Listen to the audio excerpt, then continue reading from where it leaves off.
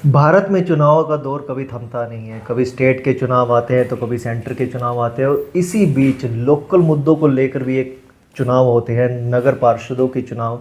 ऐसा ही चुनाव जो है सिरसा में होने जा रहे हैं, जहां पर कई सारे नगर पार्षद के जो उम्मीदवार हैं वो आपस में इस चुनावों के अंदर भिड़ने को तैयार है और उनको जो है दिशा दिखाने के लिए एक चुनाव और होता है, चेयरमैन का चुनाव, जिसके अंदर पूरी कमेटी का जो दारोमदार है उस चेयरमैन के चुनाव के ऊपर होता है, क्योंकि उसी ने ही काफ़ी चीज़ों के ऊपर आगे फैसले लेने होते हैं कि शहर के अंदर किस तरीके के विकास के कार्य होंगे।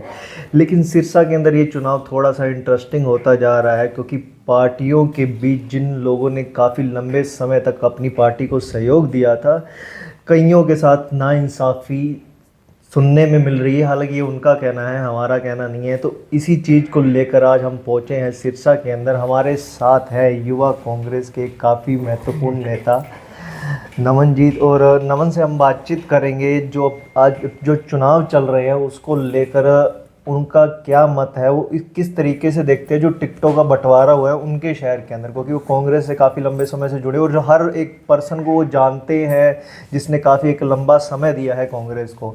तो खुश हैं आप? जो पहले मैं टिकटों के बंटवारे की बात करूं तो जिस तरीके से दिया गया है।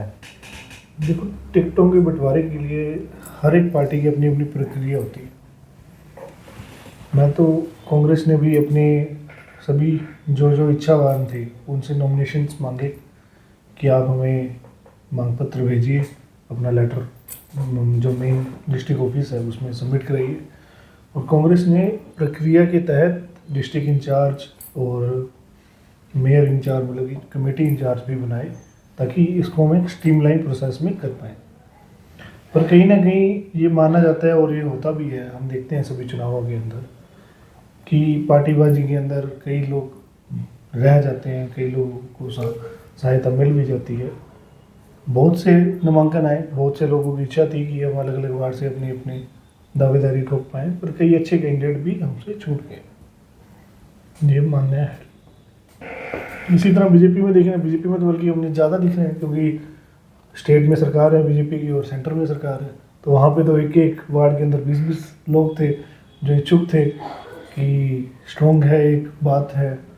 पर आउटकम क्या रहा? जो उनके अच्छे वफादार लोग थे, जिन्होंने पार्टी को जिंदा रखा, जिन्होंने पिछले साल से, पिछले विधानसभा चुनाव में, पिछले लोकसभा चुनाव में जिन्होंने बीजेपी के लिए काम किया, उनको वो दर्जा नहीं मिला। सिमिलरली मैं कहूँगा कहीं ना कहीं कांग्रेस में भी इस तरह की चीज़ें हमने देखी कि बहुत अच्छे लोग हमसे रह गए। तो अब जो चेयरमैन का चुनाव है, आप किसको देखते हैं एक अच्छे उम्मीदवार के तौर पर? हमें पहले भी मैंने कई इंटरव्यूज में यही कि जो चेयरमैन और जो लोकल बॉडी के चुनाव होते हैं ना, इसके अंदर हमें पार्टीबाजी से ऊपर उठ जाना चाहिए। क्योंकि देखो, हमें करवाने हैं स्थानीय काम। पार्टी ने, चलो एक हर पार्टी अपना अपना कैंडिडेट उतारती है, हर वार्ड में एक कैंडिडेट उतारे गए हैं, हर एक पार्टी ने अपनी अपनी जीत की दावेदारी कर रहे हैं, सभी कर रहे हैं, चुनाव के सभी राम रंग गा रहे हैं। पर इस चुनाव को हमें आपसी भाईचारे के साथ लड़ना चाहिए। इन चुनावों के अंदर हमें पार्टीबाजी से उठ के, जातिवाद से उठ के इन चुनावों को लड़ना चाहिए। हमें वो आदमी ढूंढना चाहिए, वो आदमी को हमें वोट देना चाहिए जो कि हम जिसको फ़ोन मारें, जो 5 साल हमारे काम हो वार्ड में। क्योंकि लोकल बॉडी के चुनावों में लोकल मुद्दे होते हैं, लोकल काम होते हैं, छोटी छोटी समस्याएं होती हैं। किसी की सीवर की समस्या है, किसी की जल की, पानी की समस्या है, किसी को रोड की समस्या है। तो हमें तो ऐसा लोकल आदमी चाहिए, ग्राउंडेड आदमी चाहिए, जो कि धरती पर काम करे, जो अवेलेबल हो, जिसको बस टाइम हो लोगों की सेवा करने का, जिसकी रियल में इच्छा हो सोशल वेलफेयर के लिए। इस तरह के लोगों को हमें आगे लेके आना चाहिए। और चेयरमैन का रहा तो कांग्रेस ने कोर हैं एक अपने, उनके एक्स रहे भी हैं, पिताजी मेरे ख्याल से, या उनकी मदर रही हैं पहले चेयरमैन। और बीजेपी से वाल्मीकि जी खड़े हैं, शांति स्वरूप जी, और आज़ाद उम्मीदवार भी कई हैं, जिनमें से हम जिनका नाम सुन रहे हैं, राजेंद्र। मैं बाई पर्सनल चॉइस राजेंद्र जी की मदद करने के लिए इच्छुक हूँ और हम कर भी रहे हैं। एक तो हम ये मानते हैं कि ये अच्छे कैंडिडेट हमारे यहाँ से छूट गए पार्टी से, वो काफ़ी लंबे समय से शायद कांग्रेस से ही जुड़े रहे हैं, और कितनी बार वो शायद जीते भी हैं अपने ही 20 वार्ड, साल से लगातार कांग्रेस के पार्षद हैं। अपने एक ही पर्टिकुलर वार्ड से। एक ही पर्टिकुलर वार्ड से पिछले 20 साल से किसी को पार्षद रहना है। नॉन स्टॉप जीतना, मतलब कुछ ना कुछ सब- तो लोग पसंद कर रहे होंगे या काम वो करवा रहे होंगे। दिल्ली कोई एमएलए नहीं रहता 10 साल तक लगातार। ये तो एक पार्षद रहे हैं एक वार्ड में, जो कि छोटे चुनाव में तो और ज़्यादा मुश्किल हो जाती इंटरफेरेंस हो जाती है। वो लोग हर आदमी को खुश करना, और वो कि वार्ड के अंदर चुनाव में तो बहुत मुश्किल कर रहे हैं। फिर भी मैं तो कहूँगा कि एक उनका क्योंकि face to face positive interaction है। चाहिए होता है। और हमें इसी तरह के आदमी को वोट देना चाहिए चेयरमैन के लिए, जिसको पता हो सुचारू रूप से कमेटी में क्या कार्य होते हैं, कि क्या कार्य हमें कराने हैं, जिसका एक विज़न हो, जिसने लोकल समस्याएं देखी हो, जो ज़मीन से उठ के एक नेता बना हो। हमें उन लोगों को इन चुनावों के अंदर आगे लेके आना चाहिए।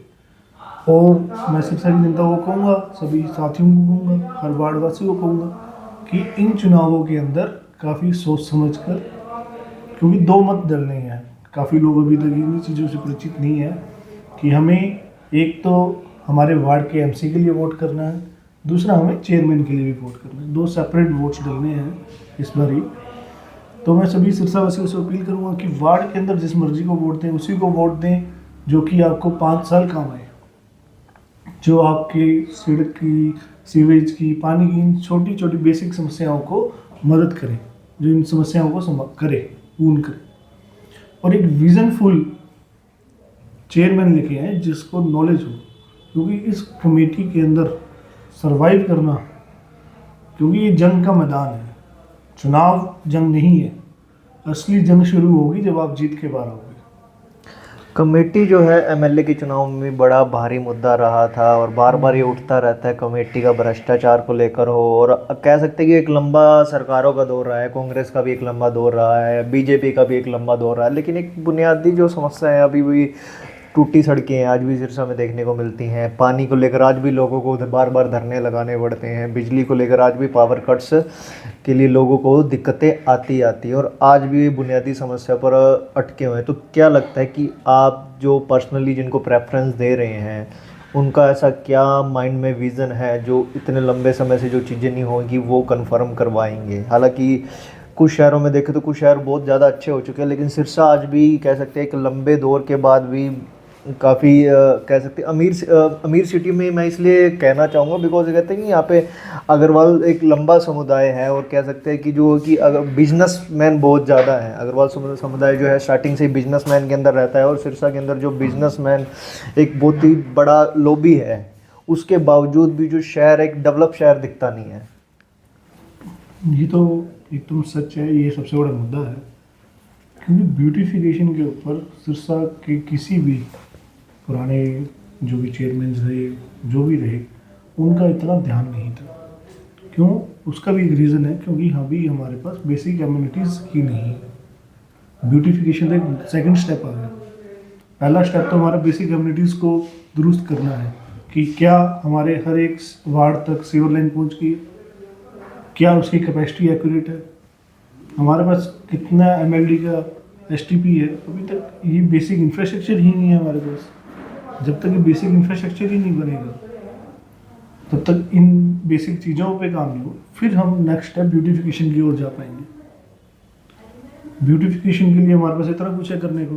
हमारे पास ना करते हुए शहर के अंदर 100 से ज़्यादा पार्क हैं, एक भी पार्क अच्छा नहीं है। क्यों?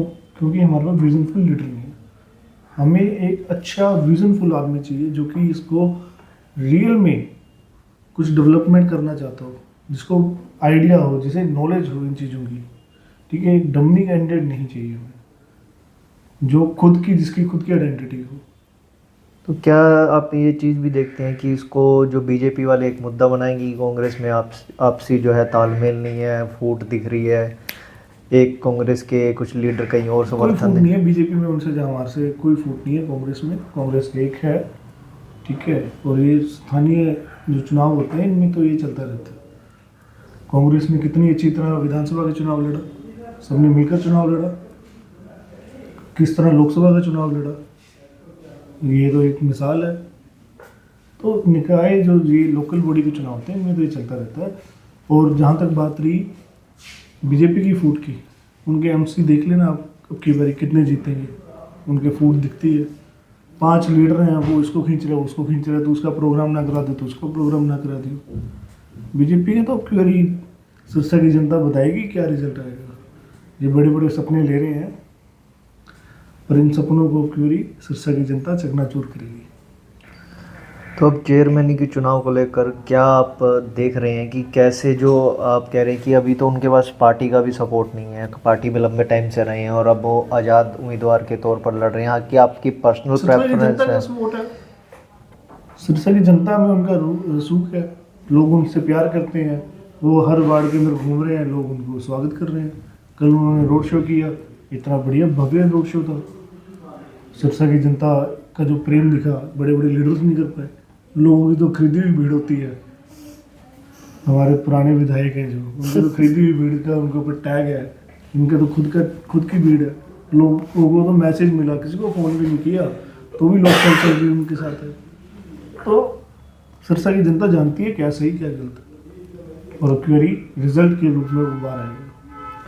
तो ये थे हमारे साथ कांग्रेस के, जो कह सकते हैं युवा विंग से काफ़ी लंबे समय से जुड़े हुए हैं, और इनका कहना है कि इस बार का जो चुनाव है सिरसा के अंदर चेयरमैन का चुनाव, वो लोकल मुद्दों पर है, और जो है कि अपनी जो उसने उनकी जो पर्सनल प्रेफरेंस है वो बता चुके हैं कि वो कौन है और क्या विज़न वो देखते हैं। क्योंकि शहर के अंदर आज भी जो है सड़क है, चाहे बिजली है या पानी है, और ब्यूटिफिकेशन भी है। बिकॉज़ जब भी हम किसी जगह पर रहते हैं, हमारा घर हो तो घर को साफ़ सुथरा चाहते हैं, और पर्सनली भी मैं चाहता हूँ कि शहर भी उतना ही जो है साफ़ सुथरा और अच्छा दिखाई दे, और हर चीज़ का जो कह सकते हैं, चाहे हवा हो पानी हो, ये सारी जो चीज़ें हैं ये भी साफ़ हों।